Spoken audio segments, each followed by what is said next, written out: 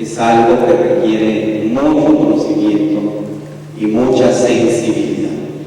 Si ustedes están aquí hoy, la mayoría es familiar, es porque fueron elegidos para cuidar y ser ángeles de una persona que padece una enfermedad que no escogió padecer. Y que si tenemos la fortuna, no nos va a dar a nosotros, pero que puede darnos. Y entonces tenemos que aprender y enseñar a los que nos rodean a cuidarnos. El tema de hoy que me toca acompañarlos es cuidados del enfermo adulto mayor en casa. Me la pones, Cris, no sé si está, si no, me la manejas. Cuidados en casa del enfermo con demencia. Si quieres pasar. Hoy es 77 y fracción, 78 años en promedio.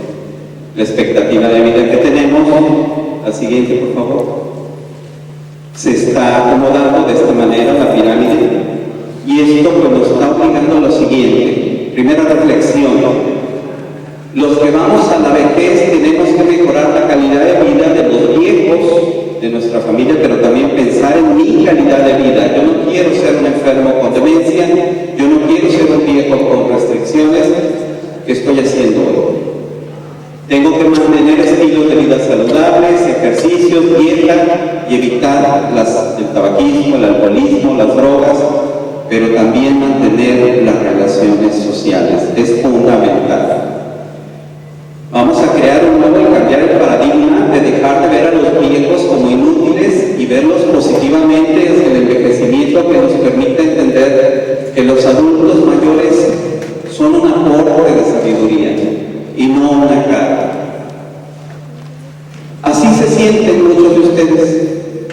Esta imagen para mí es representativa de lo que me transmiten mis pacientes, de cómo las familias se sienten que no pueden y que continuamente dicen: ¿y ahora qué hago? ¿Qué debo hacer? De repente, de la noche a la mañana me dijeron: mi familiar tiene demencia, tiene Alzheimer, ¿qué debo hacer? ¿Podría simplemente mantener una conducta expectativa? ¿O hay algo que hacer? Primero vamos a definir lo que son los cuidados. Cuidados, aunque son de reflexionar, lo entendemos como el asistir, poner atención y conservar, pero sobre todo con cariño, algo valioso para nosotros. Y cuidados básicos, todos los adultos requieren la alimentación, la respiración, la excreción, los movimientos, la vestimenta, la temperatura, los cuidados de higiene, etc. Muchas de ustedes son amas de casa y sé que cuidan hijos, cuidan esposo y cuidan trabajo. Y de repente, ahí tienen todo el listado de cosas que a partir de hoy tienen que hacer para cuidar al enfermo con Alzheimer. Pero también van a enfrentarse a la decisión: ¿dónde lo voy a cuidar? Y sea donde ustedes, el objetivo de esta plática es que ustedes decidan en dónde lo van a cuidar, pero sea lo que sea, no se deben apartar de lo siguiente. Lo importante es mantener una calidad de vida del enfermo, y si en algún momento de su existencia consciente y conservadas todas sus facultades, él nos manifestó sus deseos, de preferencia los respetamos. Pero ojo, yo tengo muchas madres que dicen: yo no quiero que mis hijos se sacrifiquen y yo me voy a la silla. Lo están haciendo por no molestar. No lo están haciendo porque estén convencidas de que eso sea la mejor opción. No quieren molestar a la familia, no quieren que los familiares padezcan sufrimiento, y como todas las madres mexicanas abnegadas, pues prefieren irse directo a lo que venga, ignorando las consecuencias. Entonces, si nosotros decidimos, sea cual sea el cuidado, va a ser una atención integral centrada en la persona. No hablamos de cuidados generales, hablamos de que cada persona tiene su cuidado individual. Y otra cosa muy importante: así sea en casa y casi imposible en un asilo, debemos exigir cuidados de calidad. Las normas internacionales nos marcan uno a uno. ¿Qué que debe ser un cuidador por una persona, por cada enfermo, o un cuidador por cada 2 enfermos. Es decir, puedo tener a mis padres con 2 o 3, claro, no es lo mismo tener 3 dependientes o 2 dependientes o un dependiente total. Pero eso sucede en México, desgraciadamente, y no es culpa de la voluntad de las personas, de los profesionistas, no es culpa de nadie. El problema es la situación económica. ¿Por qué les doy esta plática? Por mi experiencia. Es una vivencia de 30 años de geriatra manejando casas de descanso. 30 años en los cuales he sido director de asilos. Y como tal me creo con la autoridad de decirles que el asilo no es la mejor solución para ningún adulto mayor con y sin demencia. Que los hay muy bonitos y que vienen de moda. Ahorita vamos a ver las diferencias y por qué sí y por qué no. También hay personas que deben llegar así. Bien, entonces, primero, exijamos cuidados centrados en la persona, donde se promueva el derecho a decidir sobre la salud en una vertiente multidisciplinaria. Pregúntense, ¿la persona, mi paciente, mi enfermo, está seguro en su hogar? Tiene la seguridad, estamos convencidos de que está seguro, no le va a pasar nada, no se va a salir, no va a tener un accidente. ¿Mi salud como cuidador está en riesgo? Es importante. Antes de tomar esa decisión tiene que responder estas preguntas. ¿Mis necesidades de cuidador y de cuidar sobrepasan las capacidades que tengo yo como cuidador? Si el enfermo es muy dependiente o no. Hay personas que llamamos con el doctor Villarroel, se lastiman la columna de por vida por cargar mal a un enfermo. Puedo atenderlo. Me empiezo a sentir irritable, estresado, impaciente, o estoy descuidando a mi trabajo, a mi familia o a mí mismo. Esas son las señales de alarma, alerta de un cuidador de cansancio. Cuando me hago esas preguntas, muchos hacen eso, la avestruz. Muchos de nuestros hermanos, primos, familiares no quieren saber nada y lo mejor es evadirse.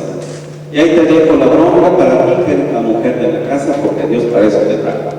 Y entonces, pues ahí carga. Esa es la lamentable realidad aquí. Y entonces, el cuidador, pues a lo mejor quiere evadir el problema. Y entonces piensa que si lo abandonan en un asilo, en un hospital, que hasta eso ocurre, pues es lo mejor.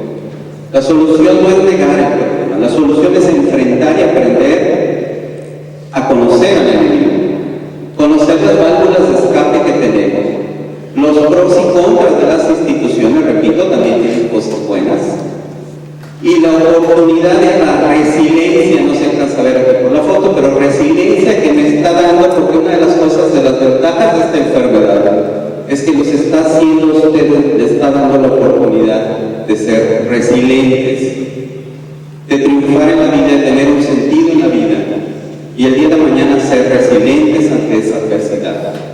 Entonces, es cierto, en Estados Unidos existe toda esta clasificación de asilos, casas de descanso, unos especializados, otros no tanto, hay combinaciones de todos los cuidados.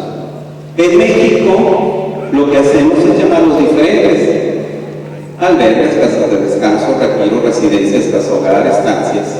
Pero la realidad es que para los enfermos con demencia es lo mismo. Es lo mismo. No hay diferencia, porque la mayoría de ellos, si no es de todos, aceptan a ambos, tanto adultos sanos como enfermos. ¿Que hay pabellones separados? Bueno, sí, quizás. Pero, insisto, ¿por qué los asilos de aquí en México no dan esa calidad para el enfermo que requiere de acuerdo a las normas internacionales? Porque serían muy costosos. Yo tuve un asilo para demencia Alzheimer, lo tuve hace algunos años, lo tuve que cerrar por eso mismo, porque hay una gran verdad: la familia no quiere gastar en el viejo. Y como no quieren gastar en el viejo, entonces el asilo se les hace carísimo. Y entonces, ¿cuánto costaría cuidados de calidad?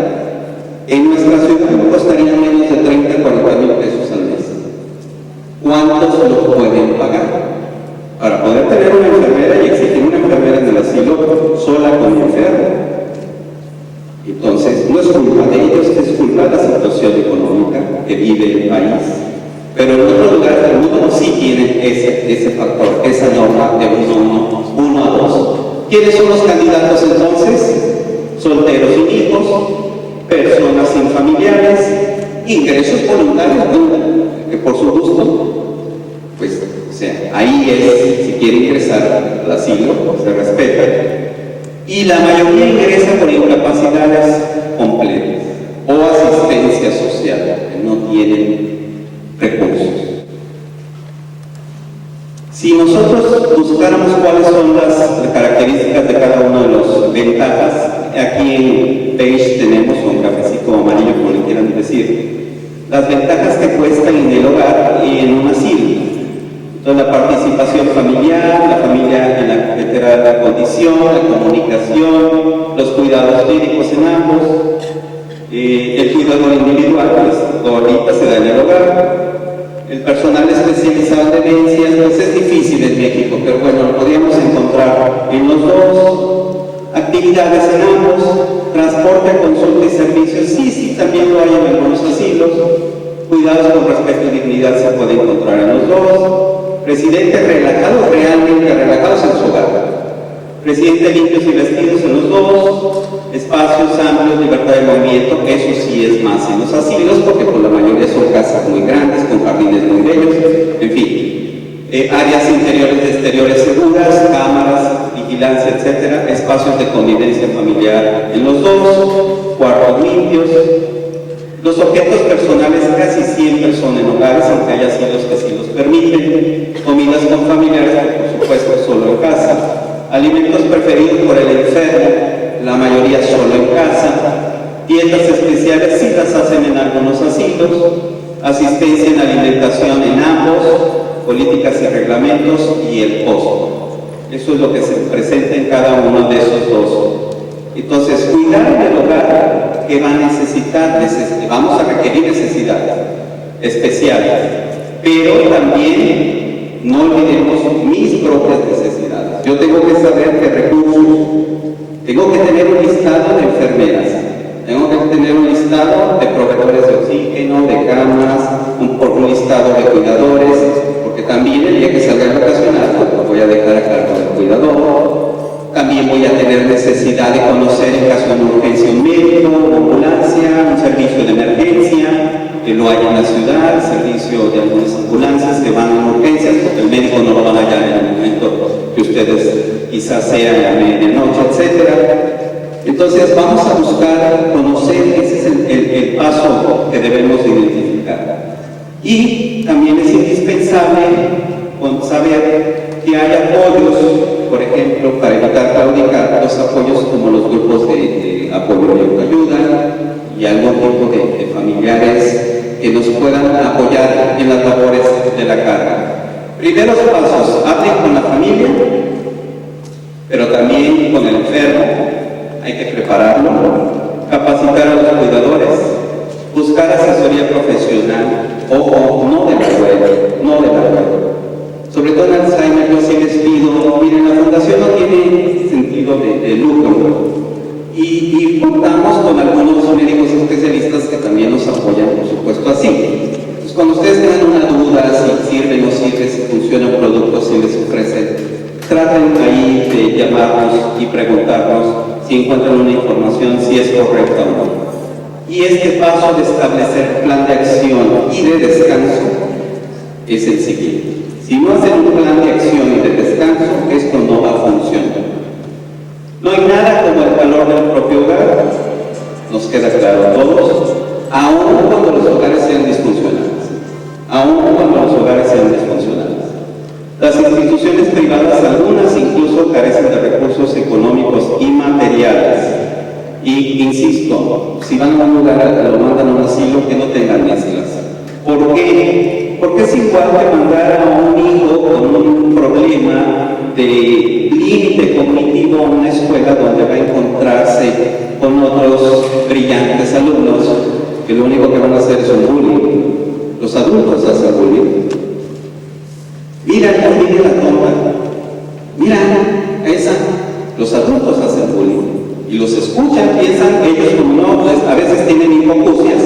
Lo dicen fuerte, así como yo. Y el otro está ayudando. Entonces, ojo con ese maltrato verbal que a veces hacen los mismos adultos. Y sobre todo también si no son de condiciones sociales iguales.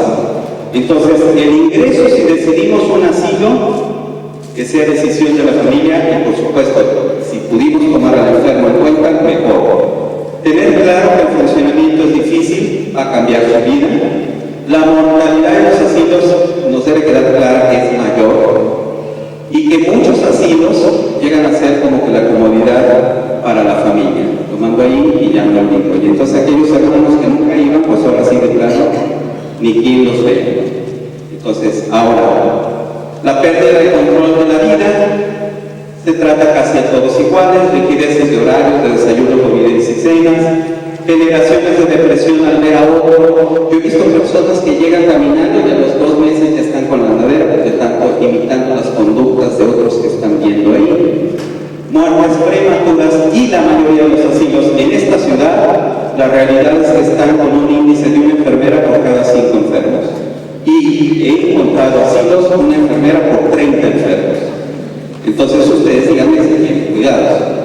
Si no he encontrado, sí, existen estas ciudades. Científico, no lo dice el doctor Villa, esto está comprobado. Científicamente, aquí está una referencia, la mortalidad en asilos en este metanálisis es del 30% contra el 17% de ancianos que viven en su casa. 28% mueren en el primer año, 43% en los 2 y el resto en los 3 siguientes años. Es decir, si yo quiero que mi familiar no sufra de Alzheimer, pues a lo mejor para muchos la mejor solución, lo mando a un asilo y en 3 años ya se quitó el problema. Quiero eso. Okay. Entonces, estas son evidencias científicas que se han hecho de la predisposición. ¿Por qué ocurre la muerte? Muchos factores, pero principalmente infecciones y en algunos casos extremos, la depresión que lleva incluso a algunos ancianos a tomar decisión de rechazar las medidas de soporte. Esta diapositiva quiero enseñárselas, es la primera vez que la hago pública. Esta diapositiva en particular, esta del Cristo, es la que me hizo decidirme por la especialidad de geriatría. Cuando yo estaba en mi servicio social, hace muchos años, en 1980 estaba haciendo mi servicio social, a la edad de 20 años, llegué a un asilo y esta imagen me impactó. Cuando la persona estaba inmóvil en una silla de ruedas, cubierta por un tul blanco, no sé si lo alcancen a percibir, es un tul blanco, porque no había quien la cuidara. Y como las moscas abundan, pues por lo menos que no la piquen. Entonces, esa es la protección en la que ellos consideraban cuidar a una anciana. Estas en los pasillos. Su pura mirada y expresión nos lo dice todo. Estos son también de la ciudad, tomados, algunos con golpes. Durante mucho tiempo hice trabajos de investigación y me metí a los asilos con cámaras. Ahora, por supuesto, ya me ven y se cruzan. Saben que pues ya voy, cámara escondida. No es mi intención es velar por los viejos. En ese momento dije, los médicos tenemos que cuidar a los ancianos. Pero yo ahí quería ser geriatra para cuidar ancianos, pero me encontré con la subpoblación de ancianos todavía más desvalida, que son los enfermos con Alzheimer. Por eso me he enfocado más hacia las demencias. Entonces, esas imágenes son las que vemos en los asilos. Y yo quiero que te pongas en los zapatos. ¿Tú quieres acabar en un asilo? Hoy día, si mañana tuvieras 80 años, ¿te gustaría vivir en un asilo?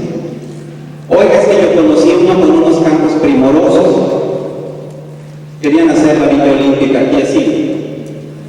Cuando les dije, sí, yo quiero verme un adulto mayor, simplemente este auditorio, sea, por Dios. Los jardines, sí, más humedad, más frío, más viento, pavilionias.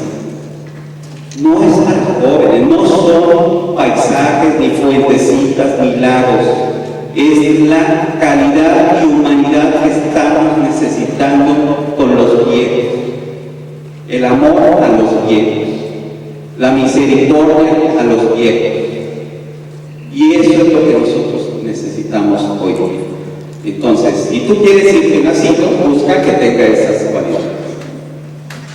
En el hogar, entonces ya nos informamos, ya hicimos tenemos los programas de descanso, tenemos el grupo de autoayuda y quiero que sepan que nuestra organización se dedica a apoyarlos para que tomen esa decisión fundamental. El futuro es cuidar al adulto mayor en casa, no en asilos, cuidar al adulto mayor en casa.